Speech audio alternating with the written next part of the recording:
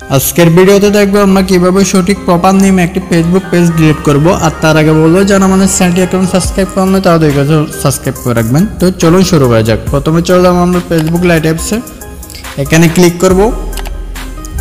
এখান থেকে আমরা একটু উপরে চলে যাব, এখানে ক্লিক করব, সেটিংস বাটন আমরা ক্লিক করব। সেটিংস বাটনে ক্লিক করার পর একটু উপরে চলে যাব, এখান থেকে আমরা অ্যাক্সেস এন্ড কন্ট্রোলে ক্লিক করব।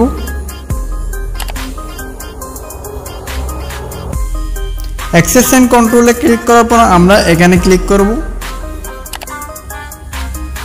এখান থেকে দুটি অপশন আমাদের শো করতেছে, ডিএক্টিভ পেজ এবং ডিলিট পেজ। আমরা যেহেতু পেজটা ডিলিট করব, আমরা ডিলিট পেজের উপর ক্লিক করব। এখান থেকে আমরা কন্টিনিউ বাটনে ক্লিক করব। কন্টিনিউ বাটনে ক্লিক করার পর আবারও আমরা কন্টিনিউ বাটনে ক্লিক করব।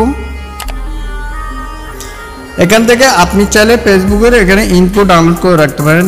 কোনো কিছু থাকলে আপনার ফেসবুক পেজের কিছু থাকলে এখান থেকে ডাউনলোড ইনফো থেকে আপনি ডাউনলোড করে নিতে পারেন। তো আমাদের এখানে নতুন পেজ, এখানে কিছু নাই, তো আমরা কি করব, ডিলিট অ্যাকাউন্টে ক্লিক করব। ডিলিট অ্যাকাউন্টে ক্লিক করার পর আপনি আপনার পাসওয়ার্ডটা, ফেসবুকের পাসওয়ার্ডটা দিয়ে দিবেন। তো আমি আমার ফেসবুক পাসওয়ার্ডটা দিয়ে দিতেছি।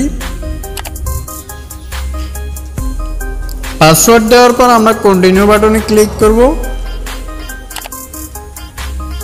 কন্টিনিউ বাটনে ক্লিক করার জন্য আপনাকে একটা ওয়ার্নিং দিতেছে, ডিলিট করবেন কিনা, কনফার্ম কিনা। তো আপনি ডিলিট অ্যাকাউন্টে ক্লিক করবেন।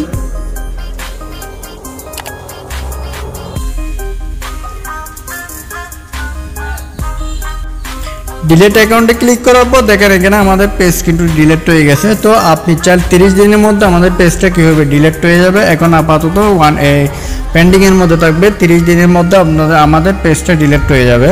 তো আপনি চাইলে এভাবে আপনার পেজটা ডিলিট করতে পারেন। তো আজকের ভিডিও পর্যন্ত। ভিডিও ভালো লাগলে অবশ্যই চ্যানেলটি সাবস্ক্রাইব করবেন। ধন্যবাদ।